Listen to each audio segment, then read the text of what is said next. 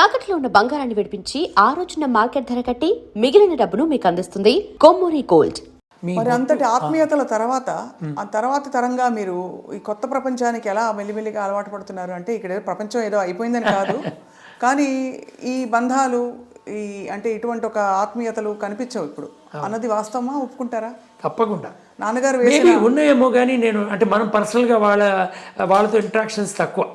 ఇప్పుడున్న కళాకారులు కానీ నటీమణులు కానీ వాళ్ళతో మనకి పెద్ద ఇది లేదు. ఎస్, కొంతమంది నాతో కొంచెం ఒక 10 ఏళ్ల క్రితం హీరోయిన్లుగా ఉన్న వాళ్ళందరూ కూడా నాతో కాంటాక్ట్లోనే ఉన్నారు. అటు మంచు భార్గవి, ప్రభ, వీళ్ళందరూ. అదెవరు రమ్యాకృష్ణ నాతో పర్ఫామ్ చేసింది ఒకే ప్రోగ్రామ్ కూచిపూడి. వాళ్ళ అమ్మగారు అడిగారని నాతో మంచి ఫైల్లో హీరోయిన్గా ఉన్నప్పుడు నాతో పర్ఫామ్ చేసింది. ఇంద్రజ, వీళ్ళందరూ మనతో. సో వాళ్ళందరిలో కూడా I could see a lot of this thing. ఇప్పుడు మొన్న మధ్యన కూడా నేను కొంతమంది ఒకళ్ళు ఈశ్వరిరావు వాళ్ళని కలిస్తే వచ్చి నా దగ్గర నమస్కారం పెట్టి వెళ్ళింది. మాస్టర్ గారు అని చెప్పి పలకరించి వెళ్ళింది. కల్పన రాఘవేంద్ర నా అదే డాన్స్ నేర్చుకుందుకోండి.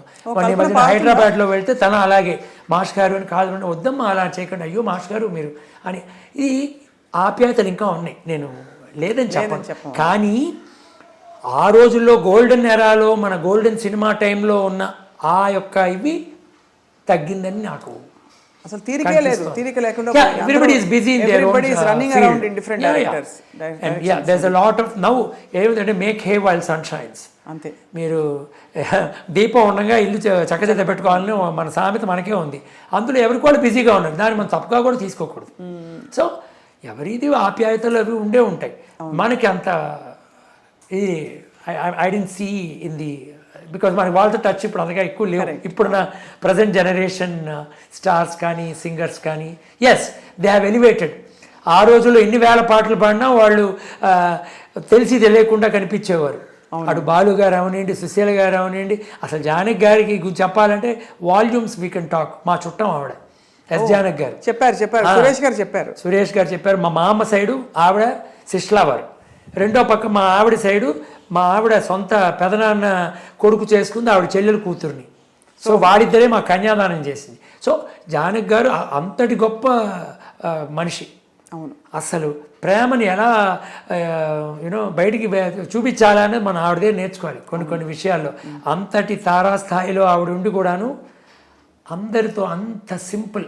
మా నాన్నగారి తర్వాత నేను చాలా ఆదరించేది ఆవిడ, బాలు గారు, వీళ్ళందరూ, సుశీల గారు, వీళ్ళందరూ ఏంటంటే అసలు ఆ ఆప్యాయతలు కానీ మనం ఎక్కడ కనిపించినా వాళ్ళు వచ్చి పలకరించటం, మన మీద ఏ మూర్తి బాగున్నావా అని అనడం పెద్ద విషయం అండి.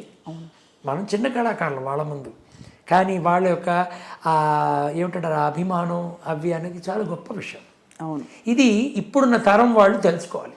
అవును, దిస్ ఇస్ ఇప్పుడు మనం ఇన్నేళ్ళు అయిన తర్వాత మనం ఎందుకు వీళ్ళ గురించి మాట్లాడుతున్నాం అంటే జ్ఞాపకం అనే ఈ శీర్షికలో ఎందుకు మనం ఇవన్నీ మాట్లాడుతున్నాం?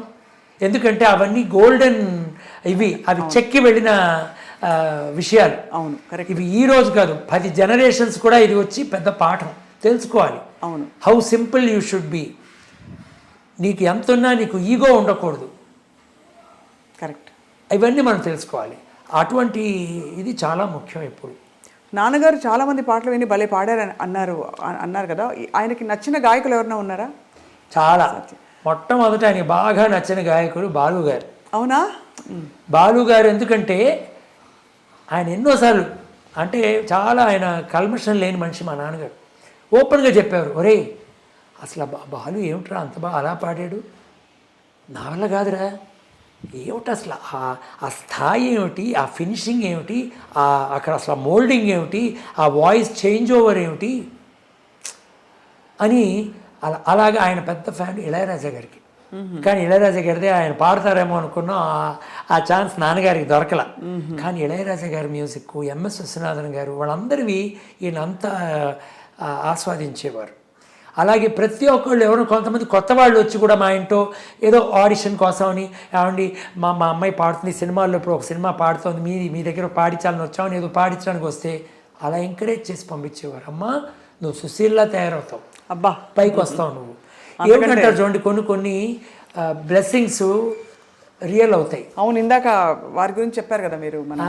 వాణిశ్రీ గారు, పి సుశీల గారే చాలా చోట్ల చెప్పారు. ఆవిడ సినిమా ఇండస్ట్రీకి రాక మునుపు నాన్నగారు ఆల్రెడీ పాడటం మొదలెట్టేశారు. 7-8 10 ఏళ్ళు అప్పటికే. ఆయన విజయనగరం పాడడానికి వెళ్ళినప్పుడు ఒక కచేరీకి సుశీల గారి తండ్రి వారు ఇంటికి భోజనానికి పిలిచారు నాన్నగారిని. వెళ్ళి కూర్చుని భోజనానికి కూర్చున్నప్పుడు ఇలా మా అమ్మాయి సంగీతం నేర్చుకుందండి, ఒక అమ్మాయి సుశీల అని మీ ముందు పాడుతుంది, మీరు ఆశీర్వదించాలి అంటే ఆవిడ వచ్చి పాడారట, తంబూరా పెట్టుకుని మా నాన్న చెప్పారు. సన్నగా ఉన్నారా సుశీల వచ్చి పాడింది. నేను చెప్పాను, అమోఘమైన భవిష్యత్తు ఉందమ్మా నీకు, నువ్వంటే ఏమోనండి మాకు సినిమాలు అవి మాకు తెలియదు, మా ఫ్యామిలీస్లో ఇవి అలవాట్లేదు అని ఆయన చెప్పారట. కానీ నాన్నగారు అన్నారు, మీరు మంచి విధంగా తీసుకురండి, ఆ అమ్మాయికి మంచి భవిష్యత్తు ఉంది అని చెప్పి. ఇది చాలా ఏళ్ల తర్వాత సుశీల గారే చెప్పారు. అవును, మా నాన్నగారు మాకు చెప్పారు, కానీ ఆవిడ చెప్పడం అనేది మనకి ఒక సంతృప్తికరమైన విషయం. ఆవిడే చెప్పారు, నన్ను ఫస్ట్ ఆడిషన్ చేసింది మాధవపెద్ది గారు అని చెప్పింది ఆవిడ.